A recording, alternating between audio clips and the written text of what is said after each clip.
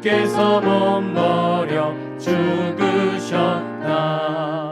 속죄의 큰 사랑 받으리 몸 내 생명 다 바쳐 충성하리. 아멘.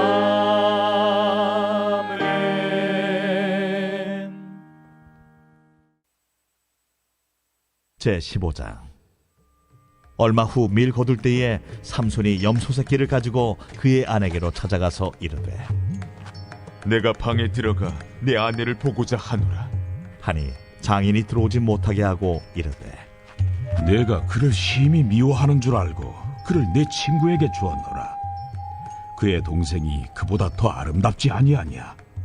청하노니 너는 그를 대신하여 동생을 아내로 맞이하라. 삼손이 그들에게 이르되, 이번은 내가 블레셋 사람들을 해할지라도 그들에게 대하여 내게 허물이 없을 것이니라. 삼손이 가서 여우 300마리를 붙들어서 그 꼬리와 꼬리를 메고 회를 가지고 그 두 꼬리 사이에 한 회를 달고 회에 불을 붙이고 그것을 블레셋 사람들의 곡식밭으로 몰아들여서 곡식 단과 아직 배지 아니한 곡식과 포도원과 감람나무들을 사른지라. 블레셋 사람들이 이르되, 누가 이 일을 행하였느냐? 하니 사람들이 대답하되, 딥나 사람의 사위 삼손이니 장인이 삼손의 아내를 빼앗아 그의 친구에게 준 까닭이라. 블레셋 사람들이 올라가서 그 여인과 그의 아버지를 불사르니라. 삼손이 그들에게 이르되, 너희가 이같이 행하였은즉 내가 너희에게 원수를 갚고야 말리라. 하고 블레셋 사람들의 정강이와 넉적다리를 크게 쳐서 죽이고 내려가서 에담 바위 틈에 머물렀더라. 이에 블레셋 사람들이 올라와 유다의 진을 치고 레히에 가득한지라. 유다 사람들이 이르되, 너희가 어찌하여 올라와서 우리를 치느냐?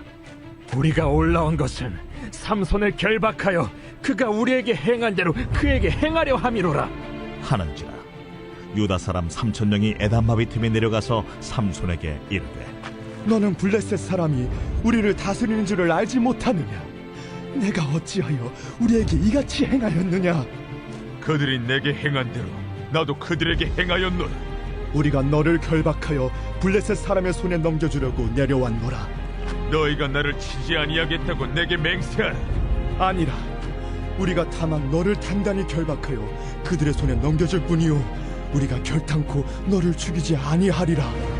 하고 세 밧줄 둘로 결박하고 바위 틈에서 그를 끌어냅니다.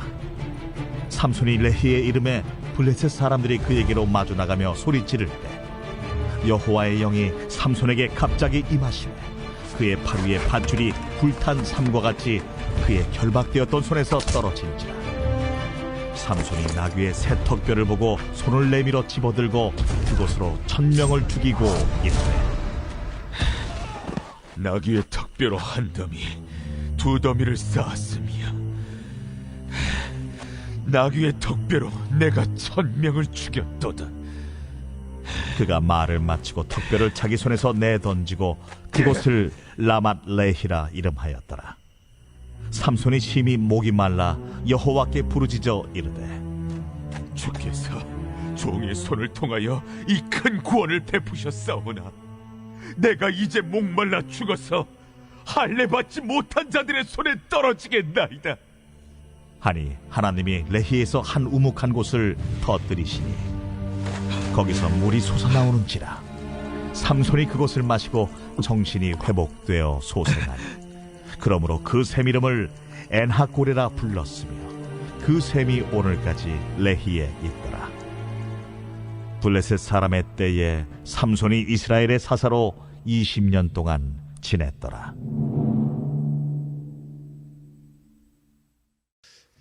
할렐루야. 오늘도 새날 새아침 주신 하나님께 감사와 찬양과 경배를 드립니다. 사랑하는 해군 해병대교회 지체들과 함께 이 시간 예배할 때에, 기도할 때에 성삼위 하나님 홀로 영광 받으실 줄 믿습니다. 무엇보다 이 시간 성령의 충만한 임재 속에 회개와 회복의 시간 될 수 있기를 간절히 소망합니다. 오늘 본문인 사사기 15장에 나오는 삼손은 전대미문의 큰 힘을 하나님께로부터 부여받은 자였습니다. 20년 동안 사사로서 나라를 다스립니다. 삼손의 이야기는 영화나 책 혹은 그림에서도 자주 등장하여 우리에게 아주 친숙합니다. 삼손은 자식이 없던 마노아 부부가 하나님의 음성을 듣고 낳은 아들입니다. 사실 그렇게 태어나게 된 나실인인 삼손은 태어나면서부터 죽는 날까지 성별된 삶으로 하나님을 섬겨야 할 사람이었습니다. 그러나 안타깝게도 삼손은 사생활이 문란했습니다. 그는 블레셋 땅 딥나에 내려가서 할례받지 않은 사람의 딸, 곧 이방 여자와 결혼하였으며 가사에 가서 기생과 잠자리를 같이 하였고 소래 골짜기에 들릴라와 사랑에 빠지기도 하였습니다. 삼손은 하나님이 주신 힘과 능력은 있었는데 거룩과 성결함은 결여된 사람이었습니다. 저는 이 시대의 교회와 그리스도인들이 혹시 삼손과 닮아 있는 것은 아닌가 하는 생각이 들 때가 있습니다. 힘과 능력은 있는데, 힘과 능력은 큰데 거룩과 성결은 없는 것이죠. 힘과 능력은 가지고 있는데 거룩함과 성결함이 없으면 결국 올무에 빠집니다. 자기 자신과 공동체를 시험에 빠뜨리고 파괴하게 됩니다.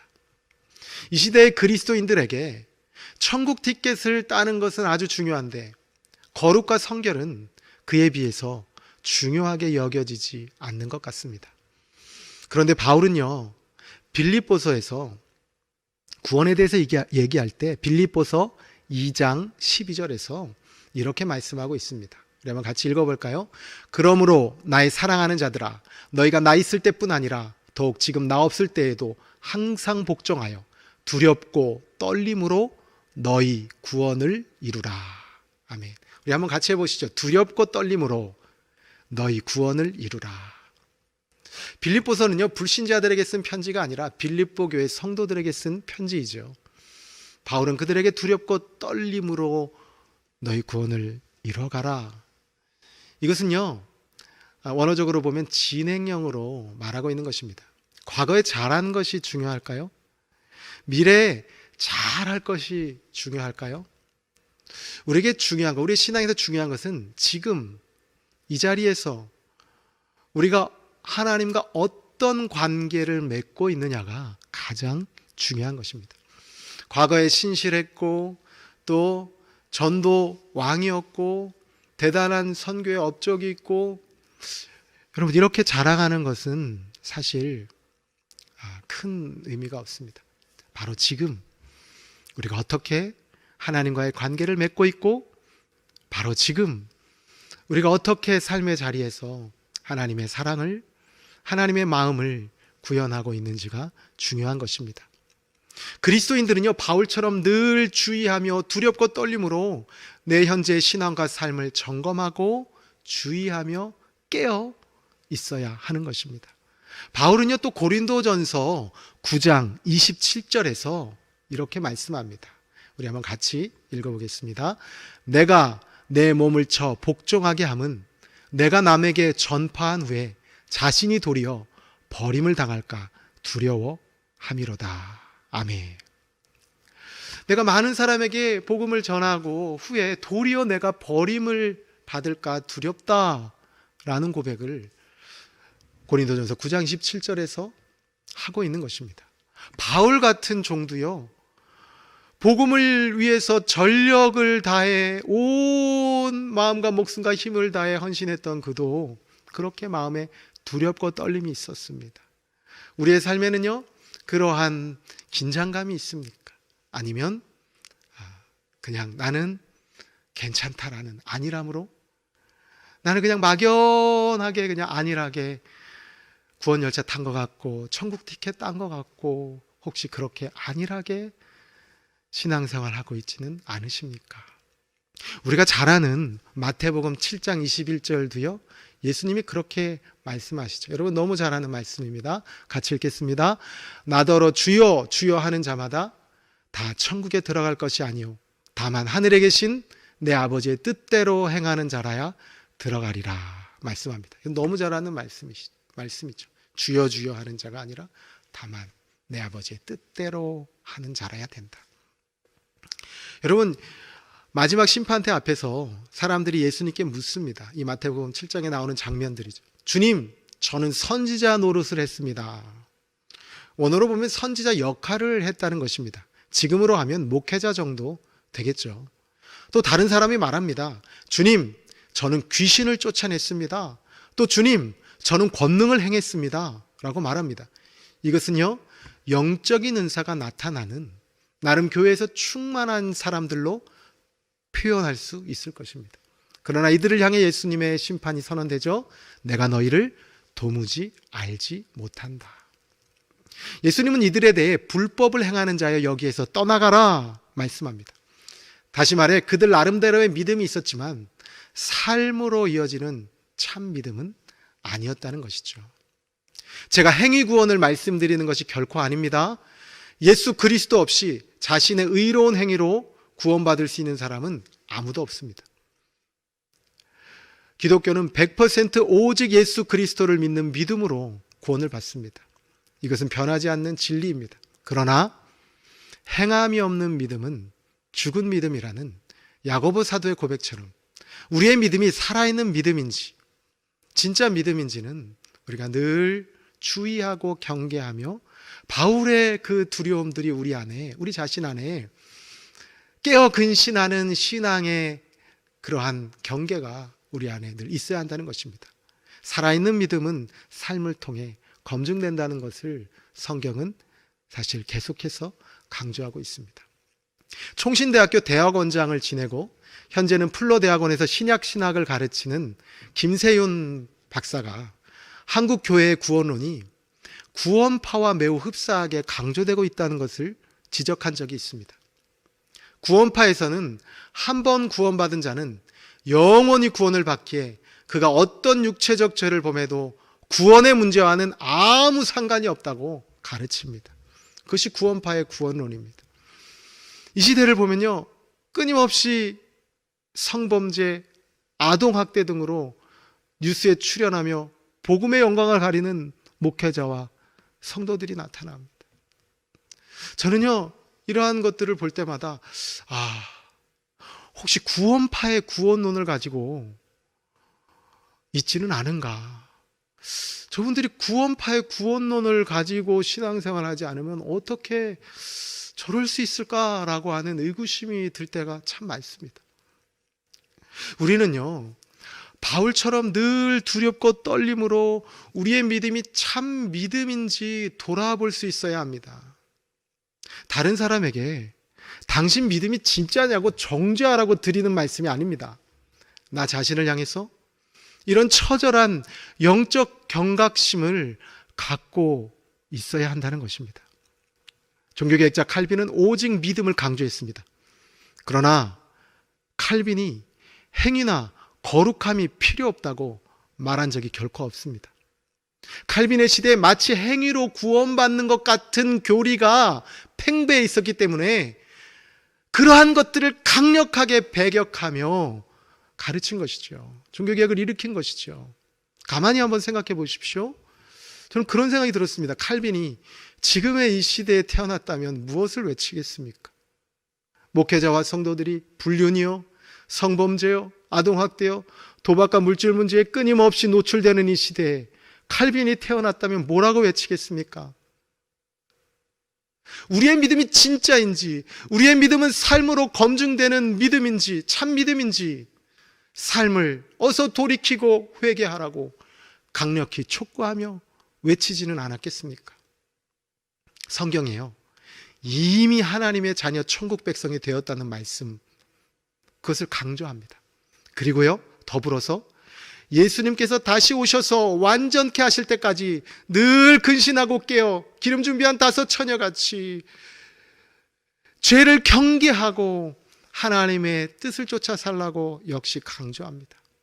5 달란트, 2 달란트 받은 자처럼 우리의 사명, 우리의 삶을 착하고 충성되게 살라고 주님은 끊임없이 말씀하고 있습니다. 안타까운 것은요, 어떤 목회자들은 이미 구원받은 것만 얘기하고 늘 괜찮다고 합니다. 괜찮다, 괜찮다. 그래서 성도들이 거룩함을 추구하는 것을 잊어버리게 만듭니다. 또 어떤 목회자들을 보면요, 이렇게 행함이 없는 믿음으로 살아가는데 여기 천국 갈 사람이 몇이나 될 것 같냐고, 구원받을 것 같냐고 정죄하고 두려움을 줍니다. 사랑하는 여러분, 이렇게 양극단에 치우쳐서 자꾸 싸움을 붙이면 안 됩니다. 두 가지를 모두 삶의 하나님의 말씀을 다 누리십시오. 구원의 기쁨과 확신을 누리십시오. 구원의 즐거움을 누리십시오. 구원의 영광을 누리십시오. 이미 하나님의 나라가 임하였습니다.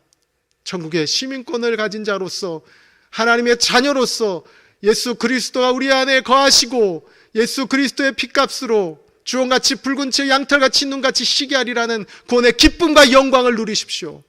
그 영광 속에 살아가십시오. 더불어서 여러분의 삶에 바울과 같은 내 자신을 향해서 거룩한 두려움을 가지고 살아가십시오. 주여 주여 하는 자, 내가 능력도 행하고 선지자 노릇도 했으나 주님이 모른다고 할 수 있는 자가 나일 수도 있다는 그러한 영적 경각심을 가지고 이 마지막 때를 살아가십시오. 우리의 삶에 그러한 기쁨과 깨어 근신하는 삶의 경외감이 있을 때에 우리는 흔들리지 않는 굳건한 믿음으로 영광스럽게 살아갈 수 있을 것입니다. 말씀을 맺습니다. 삼손은요, 오늘 본문의 삼손은 힘과 능력은 있었으나 거룩함은 잃어버린 자였습니다. 사랑하는 여러분, 삼손이 그 거룩함을 잃어버리고 완전히 무너졌지만 결국 일어난 것은 하나님 앞에 회개했을 때였습니다. 구원받은 참 믿음의 사람은 완벽한 사람이 아닙니다. 여러분에게 지금 완벽하라고 이 말씀을 드리는 것이 아닙니다. 구원받은 참 믿음의 사람은 끊임없이 자기 자신을 돌아보며 삶을 돌이키며 회개하는 사람입니다. 힘과 능력만 있고 거룩함이 없었던 삼손, 그래서 처절히 무너졌던 삼손이 마지막에 회개하며 다시 사명을 감당할 수 있었던 것처럼 그가 간죄인 다윗도 회개하여 살고 회개하지 않은 사울은 스스로 목숨을 끊었던 것 여러분 분명히 아시지 않습니까? 예수님을 부인한 베드로는 그 예수님을 부인하였지만 회개하여 초대교회 반석같이 쓰임받고, 회개하지 않은 가룟 유다는 스스로 목숨을 끊지 않았습니까? 구원받은 참 믿음의 사람은 완벽한 자가 아니라 항상 자신을 돌아보고 회개하는 자입니다. 무엇보다 하나님의 기쁨이 되는 것에 마음이 설레이며, 그리고 신앙과 삶의 모든 목적을 예수 그리스도의 마음과 성품을 담고 작은 예수로 사는 것을 목적으로 하는 사람입니다.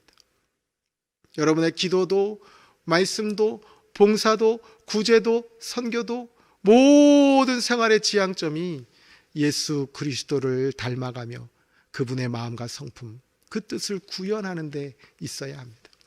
주님은 지금도 그런 참 믿음의 사람을 찾고 계십니다. 그리고 우리가 참 믿음으로 날마다 깨어 있도록 하나님의 말씀과 기도로 우리를 거룩해 하십니다.